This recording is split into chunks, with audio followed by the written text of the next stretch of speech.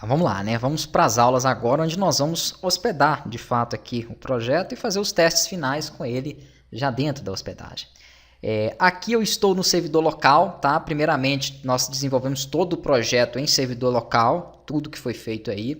Então, o que eu vou fazer é selecionar o banco que está aqui dentro do servidor local e exportar ele. Eu vou mandar aí para vocês também esse arquivo já finalizado, assim como todos os outros arquivos já do site. Então, se você for utilizar dos meus arquivos, não precisa de exportar. Isso aqui para quem está fazendo o passo a passo das aulas, terminou o sistema, que foi o que eu fiz até a última aula, e agora, né, vai acompanhar as aulas de instalação. Se você só está acompanhando as aulas de instalação, não teve interesse em fazer o sistema, você vai pegar na pasta de arquivos finalizados do curso esse banco de dados, tá, que vai se chamar igreja.sql, que eu acabei de exportar aqui, porque eu vou ter que importar ele no meu servidor de hospedagem, e os arquivos também do curso, tá? Que estão aqui na pasta, no meu caso aqui na pasta do servidor local. Se você vai instalar ele em servidor local, aí é muito mais simples, é só instalar o champ, jogar os arquivos que vão estar como arquivos finalizados aqui dentro da pasta do champ, ó, na htdocs, né? Chamar ela de igreja,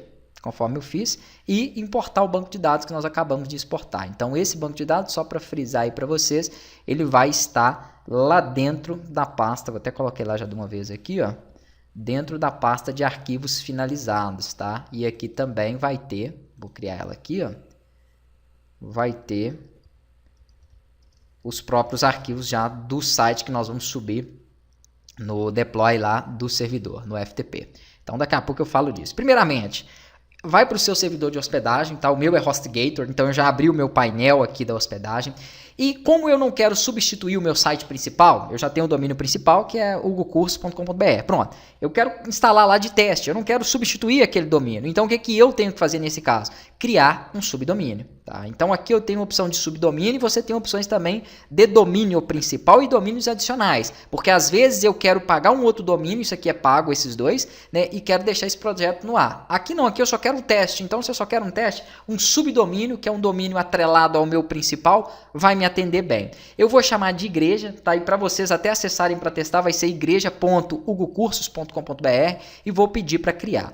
Quando eu crio esse subdomínio, eu vou aqui para o meu servidor do FTP, tá? Se você não tiver o FileZilla, baixe ele também, que é muito mais simples para vocês poderem subirem os dados aí. Aí aqui eu vou fazer o seguinte, lá dentro do meu servidor, ele vai aparecer a nova pasta que eu criei, que é o subdomínio igreja.hugocursos.com.br. Ok? Se você criou um domínio também, né, adicional, ele vai estar aqui. O que importa é que vocês vão fazer o seguinte, eu já vou fazendo aqui para adiantar, porque tem muita coisa ainda para configurar ali, mas eu já quero que esses arquivos vão carregando, porque tem muitos arquivos. Então eu vou vir aqui onde estão os arquivos no meu computador, se você baixou lá dos meus arquivos, ok, vai aonde você baixou, joga na área de trabalho que fica mais fácil, né, da forma que você preferir. Eu vou vir onde eles estão, que é no champ, né, no champ do PHP 8, que é o último que eu instalei.